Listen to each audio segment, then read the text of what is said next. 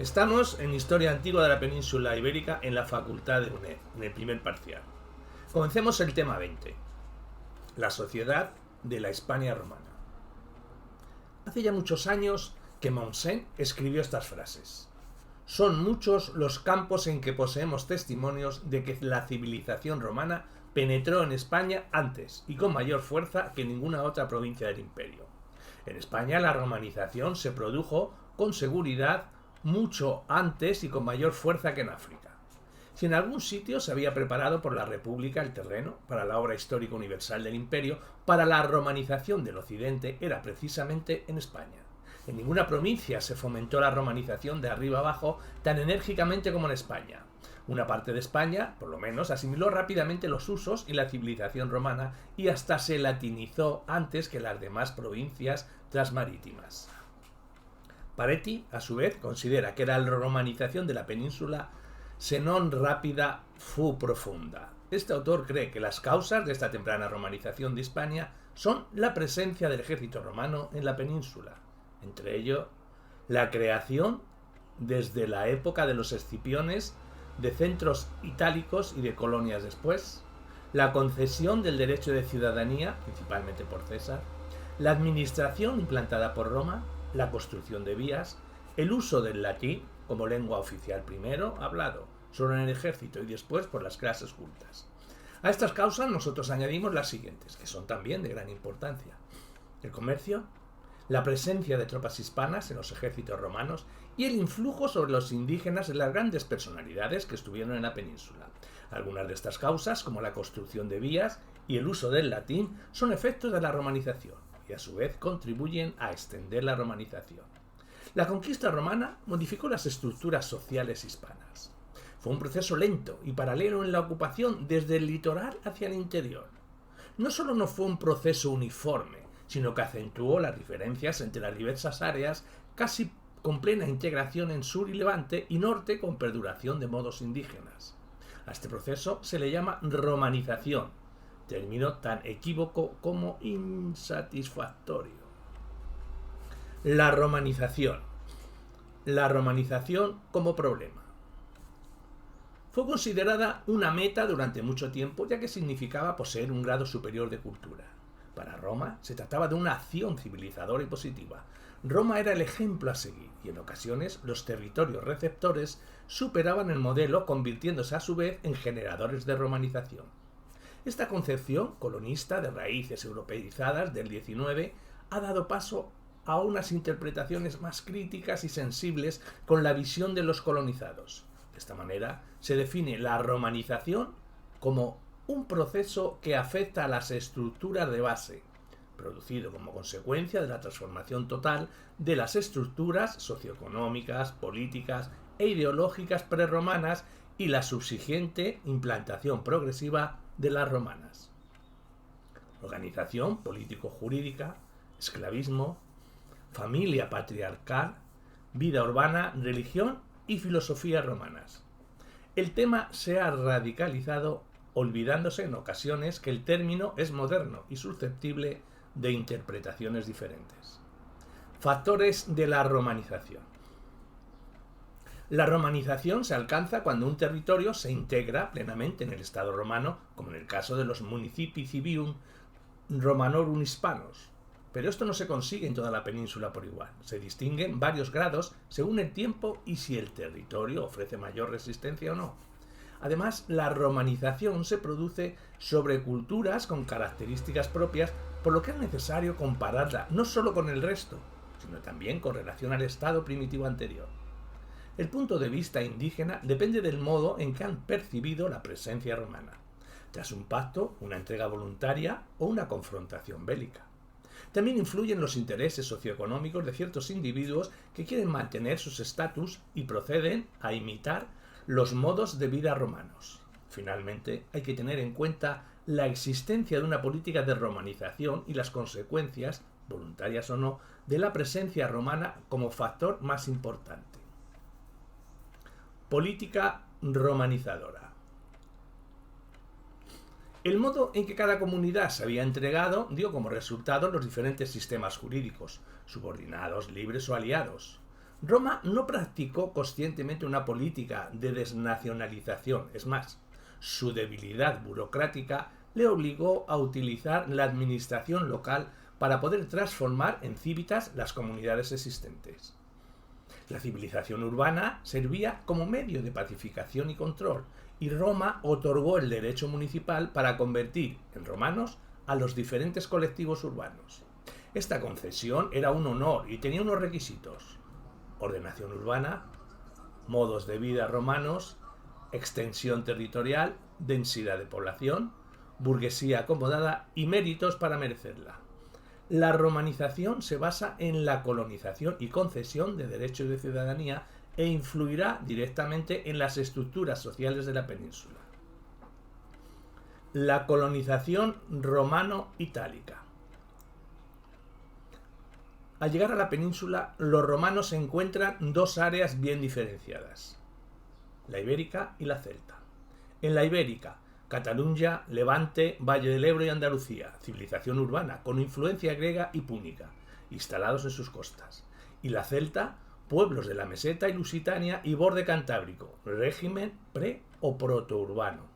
La conquista aumentó estas diferencias, ya que el dominio romano se estableció a partir del área ibérica, más atractiva económicamente y antes pacificada. Los emigrantes itálicos eran tan variados estatus social como variadas eran sus intenciones. La mayoría ni siquiera eran ciudadanos romanos. Entre las causas podemos citar ansias de gloria, poder, fama, aventura, motivos políticos, pero sobre todo económicos, bien por subsistencia o por incrementar el capital. Se distinguen dos grandes grupos: los colonos, agrícolas y hombres de negocios y publicanos. En cuanto a los publicanos, diremos que eran los arrendatarios de bienes públicos y se encargaban del cobro de tributos y portoria, abastecimiento de ejércitos, alquiler de las rentas, del ager publicus y explotación de las minas. Generalmente, los accionistas de las sociedades permanecían en Roma y eran los agentes, casi siempre no ciudadanos y probablemente no libres, los que actuaban directamente sobre las fuentes de ingresos. En la industria minera, el número de publicanos y agentes era proporcional a las explotaciones que, aun siendo estatales, eran arrendadas por sociedades de particulares. Las minas requerían gran número de técnicos y empleados, la mayoría itálicos, según los documentos. Algunos de estos consiguieron magistraturas locales y se afincaron en España. Y en cuanto a los hombres de negocio, se trataba de intermediarios, agentes y revendedores que abastecían principalmente al ejército. Receptores o suministradores de trigo, mercatores o mercaderes del ejército, mangones o mercatores benalici, comerciantes de esclavos. El negocio de esclavos era muy lucrativo. No solo se utilizaba para la exportación, también para las minas, que precisaban mucha mano de obra. Muchos itálicos se dedicaron a este negocio. Las esclavizaciones decrecieron tras la conquista y cesaron después de las guerras cántabras. También entre los negociadores encontramos banqueros, prestamistas, manufactureros, transportistas y navieros. Muchos de ellos dirigían sus negocios desde Roma, mientras sus agentes residían en la península. La arqueología demuestra un intenso comercio con Italia a partir del siglo II a.C. Cerámicas, vasos campaneases, cerámica aretina, sigilota, los productos mayormente exportados, trigo, aceite y vino, aunque también productos pesqueros y derivados, salazón y garún, lana, cera, tejidos, esparto, se concentraban en los principales centros: Tarraco, Cartago Nova, Hispanicidades. Colonización agrícola. Fue la corriente más numerosa de migración, transformando el país agrario en amplias zonas. El ejército jugó un papel esencial en este tipo de colonización. Con César y Augusto se dieron la mayoría de fundaciones coloniales. También contribuyó a la transformación social de la península. El concepto de civis romanus y su extensión. Este tiene significado político sin fronteras. A medida que crecía el imperio, aumentaba el cuerpo político ciudadano. Los territorios itálicos fueron obteniendo la ciudadanía y este proceso se extendió hacia otras zonas dominadas. Roma no impuso nunca las formas de vida, lengua, derechos y religión. Tampoco fue muy lejos en la administración. Es más, se sirvió de las administraciones locales. Las civitas romanas fue el elemento de unión entre colonizadores e indígenas. Se utilizó la concesión de ciudadanía como premio, por servicio y lealtad, ya que significaba pertenecer al estrato dominador, quedar exento de muchas cargas y tener ventajas jurídico-políticas. En muchos casos se utilizó con fines personales más que como recurso de Estado. El papel de los gobernadores provinciales. Estos representaban el poder romano en las provincias, ya que eran ellos los que conquistaban el territorio e imponían las condiciones de entrega y reparto de tierras. Por ello, tenían mucha importancia sus dotes personales y persuasivas, que servían más como medio de extensión de su poder personal que como elemento pacificador.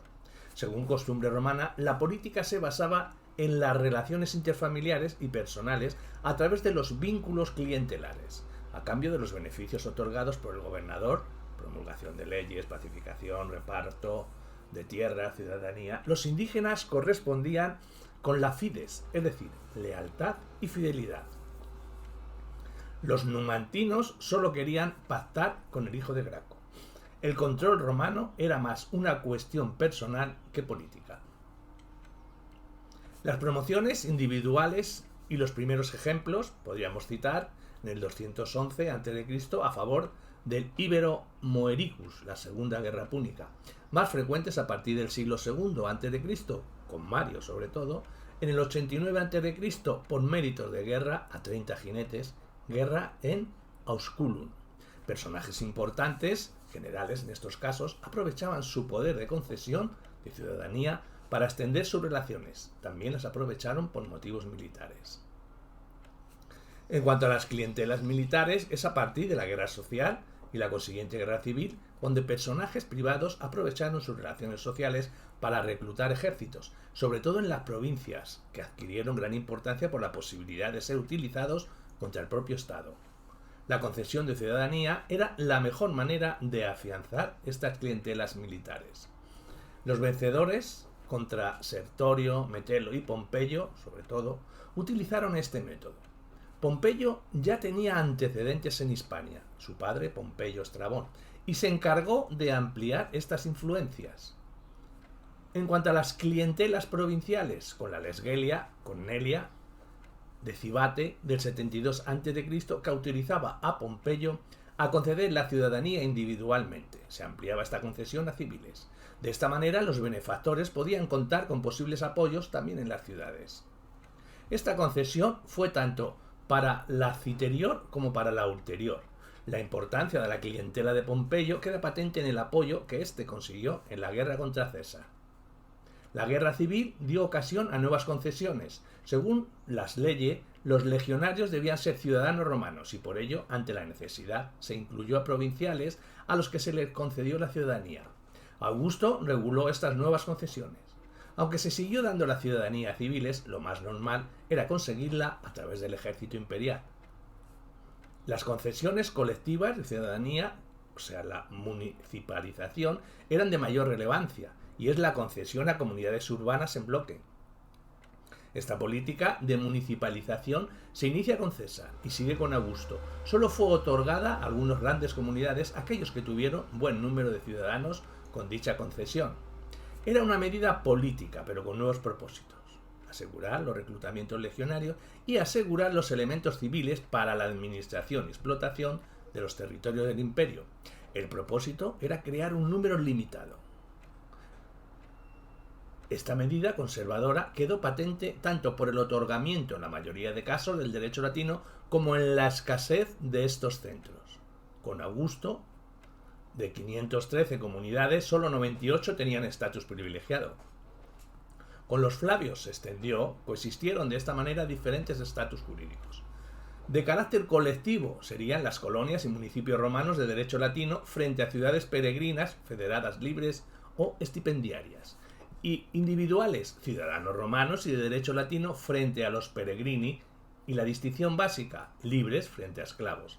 La unificación de los estatutos jurídicos y la extensión del modelo social romano fue y terminó generalizándose en toda la península. La organización social romana, la estructura social romana. Esta era reflejo de la económica, de los factores políticos, jurídicos y sociales. Superada la concepción marxista de división entre esclavos y propietarios de esclavos, hoy se prefiere ver como una pirámide dividida entre honestiores o estratos, altos y humiliores, o estratos bajos, sin clase media intermedia. Los honestiores representan menos del 1%. Se basan en relaciones económicas, funciones de prestigio y fórmulas organizativas estatamentales, es decir, en unidades sociales cerradas, corporativas y jerárquicas, de prestigio social y cualificación económica. Los ordines. Los humiliores son grupos heterogéneos de masas. No son estamentos, sino capas sociales de características comunes según su actividad económica y su cualificación jurídica. Ingenio, libres de nacimiento. Historia antigua de la península ibérica, UNED, primera parte. Libertos, siervos, manumitidos, esclavos, o según su carácter civi romani, ciudadanos romanos de pleno derecho, peregrini, extranjeros carentes de derechos ciudadanos. Los estratos superiores, criterios de cualificación. Estos eran determinantes en la riqueza, la inclusión de un ordo. La riqueza eran las propiedades inmuebles, más que el dinero. La agricultura era la actividad económica fundamental, 90%, y principal fuente de riqueza de la que dependían las restantes ramas de producción. El estrato superior era el terrateniente, élites urbanas. Frente a ellos, la mayoría de la población vivía precariamente o incluso en la miseria. Los ordines eran el senatorial, el ecuestre y el decurional. Además de la riqueza y el estatus social, era necesario un acto formal de recepción para entrar. En el senatorial, cumplir la primera función pública. Y en el ecuestre, el emperador entregaba el equus publicus, caballo de estado, y el decurionimum. Debían cumplir alguna magistratura o estar incluidos en la lista oficial. Album decurionum. El origen del individuo era fundamental. A través de la familia se heredaban estatus, privilegios e inferioridades, el acceso al poder. También los repartos de tierra estatales, derecho de ciudadanía o pertenencia a una ciudad estipendiaria o privilegiada. La familia se basaba en la autoridad paterna, el culto a los antepasados y la propiedad privada. No obstante, los méritos individuales también eran importantes. El ordo decurionum, las aristocracias locales. La aparición de la aristocracia hispana está relacionada con el proceso de romanización y urbanización de finales de la República e inicio del Imperio.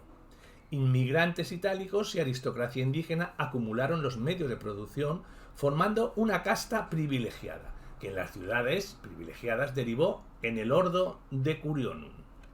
No fue como los otros ordos una institución unitaria, sino de corporaciones independientes y autónomas, con características diferentes según la ciudad. Se requería un censo mínimo determinado, unos 100.000 sestercios, para poder asumir los gastos financieros. En cuanto a los criterios de selección, la pertenencia al ordo era personal, pero en época imperial algunas familias lo recibieron y pasaron hereditariamente. En ciudades pequeñas debía ser difícil encontrar candidatos suficientes, por lo que debía ser normal incumplir las normas sobre la edad mínima, periodicidad o número de miembros. Y en cuanto a las élites municipales en Hispania, es un conjunto de familias notables que tampoco era homogéneo.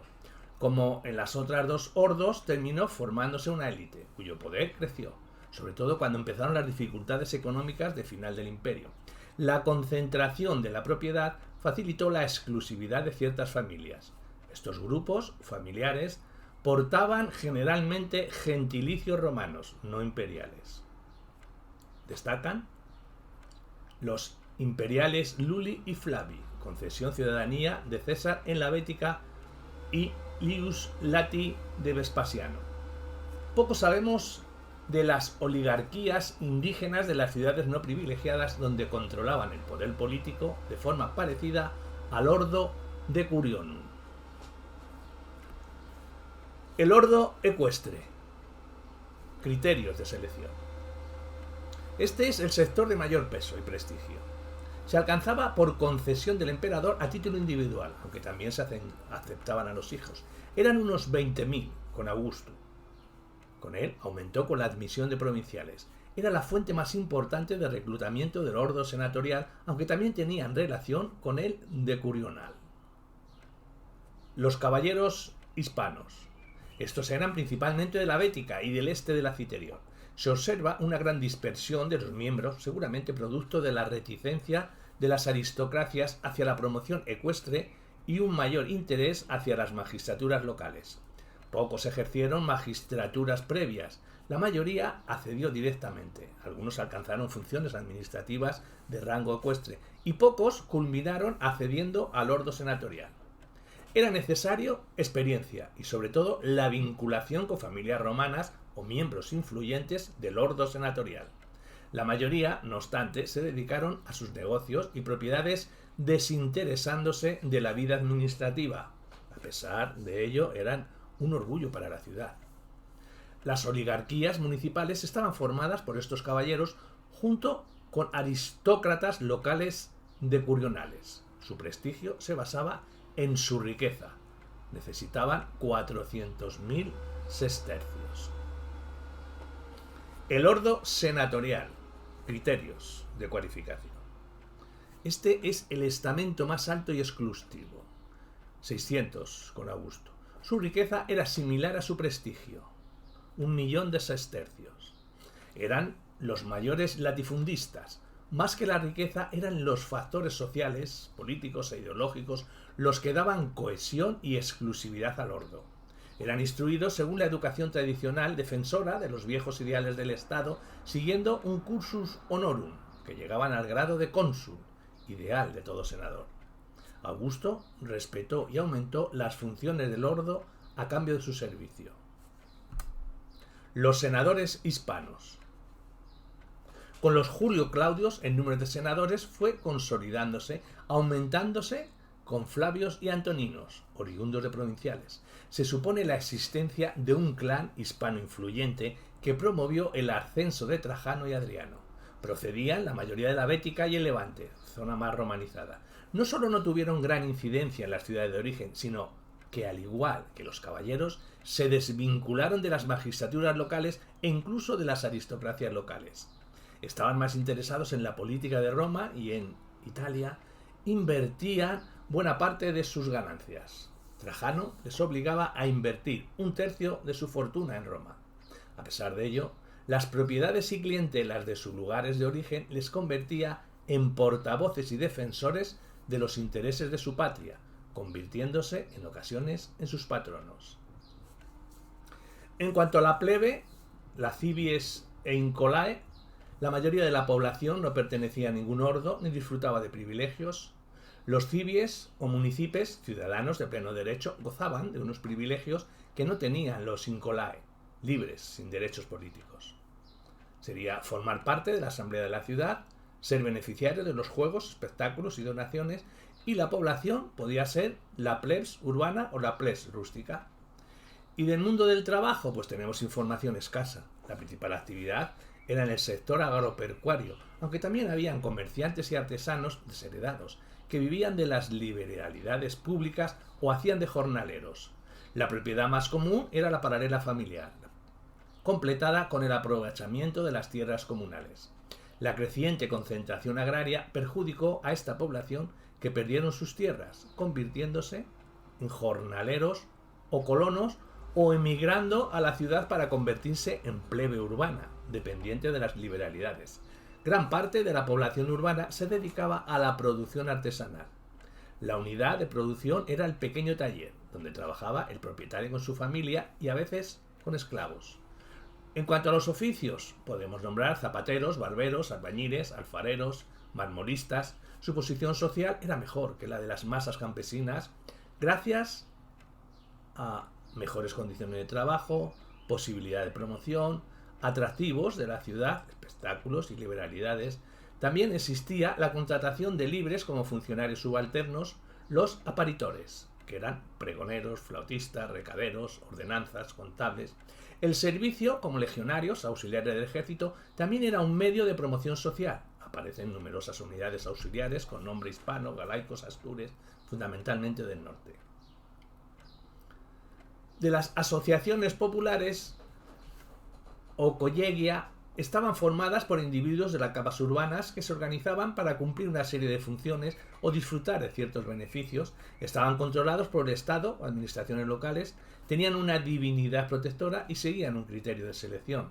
La epigrafía confirma gran número de collegia en España, de carácter religioso, como devotos de una divinidad o de culto al emperador, generalmente tenían un templo propio y realizaban actividades y ritos.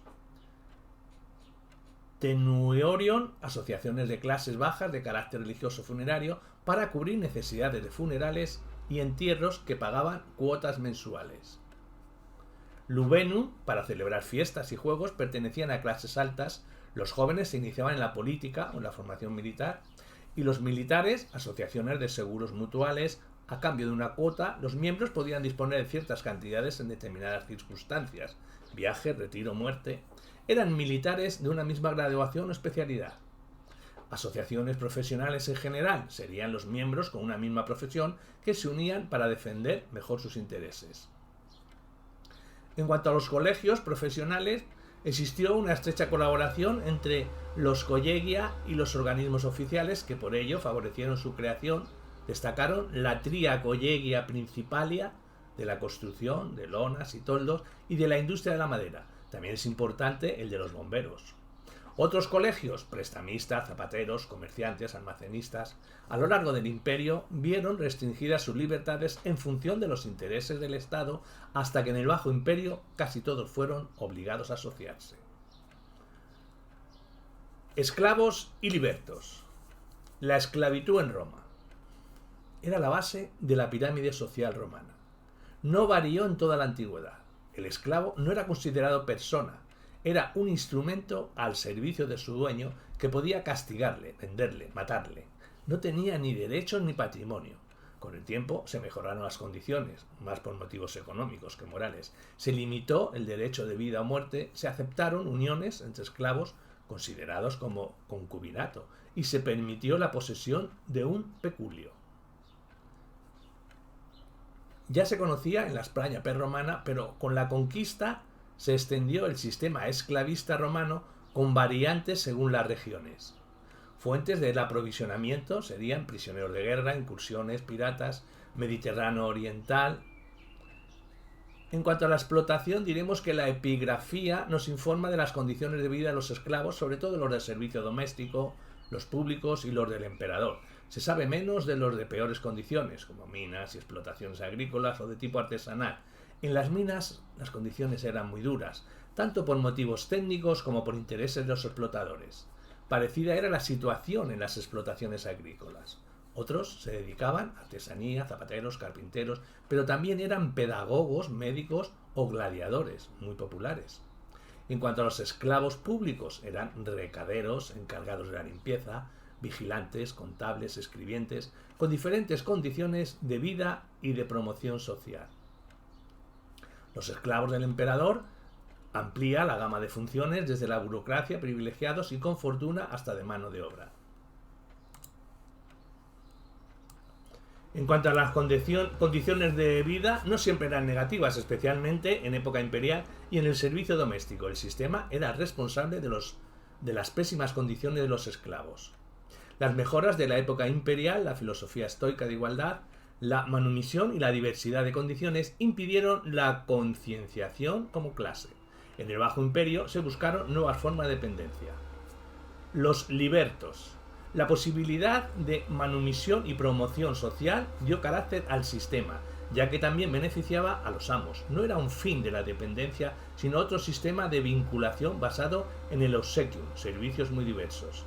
Operae, día de trabajo, los bona, derecho sucesorio sobre el patrimonio del liberto y cuidar al patrono en caso de necesidad o vejez. Promoción social de los libertos. El pasado esclavo les impedía acceder al ordo de curionum pero no al collegium de los augustales, culto al emperador, cuya pertenencia, a pesar de ser muy gravosa, les daba estatus social. Eran, no obstante, una excepción, la mayoría pertenecían a las capas bajas de la sociedad. Pervivencias de organizaciones sociales indígenas, la estructura indígena y su paulatina transformación. El respeto romano hacia la realidad indígena permitió la pervivencia de ciertas organizaciones sociales. En el área más romanizada acabaron sustituidos por las romanas. En el interior y sobre todo en el área céltica, Roma tuvo que tenerla en cuenta en la organización político-administrativa del territorio. La transformación se realizó integrando las unidades suprafamiliares indígenas dentro de las estructuras romanas. En cuanto a las fuentes de documentación, son literarias y epigráficas, hay problemas en la interpretación según la aplicación romana o indígena. De ellas se deduce que en el norte pervivieron la onomástica, lenguas y creencias indígenas, así como las relaciones familiares, sociales y religiosas.